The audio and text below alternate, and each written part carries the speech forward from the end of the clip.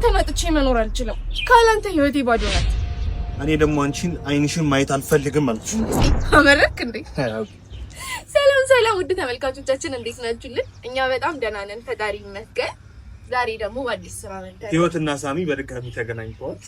በምንድን ነው የተገናኙ? እስኪ እሱን ደግሞ ብሌን በሚባል አዲስ ስራ መተናልና ማኪና እኔ ተገናኝተናልና እና የሚገርም ስራ ነው። እኔ ካራክተሪ አላውቅም ወደሆን በጣም እና ማለት የሆነ ለየት ያለ ካራክተር ነውና ያው ይሄን ስራ እስከሰራችሁ ድረስ ደግሞ በሁሉንም ካራክተር መሞከር አለባችሁና እኔም ትንሽ ፈትኖኛልና ይሄ ካራክተር በጣም ብዙ ነገር የተፈጠረበት ስራ ነውና እስኪ ሁላችሁም በጎልድ ሲኒማ እየገባችሁ ዛሬ 7 ሰዓት ላይ ተለቋል።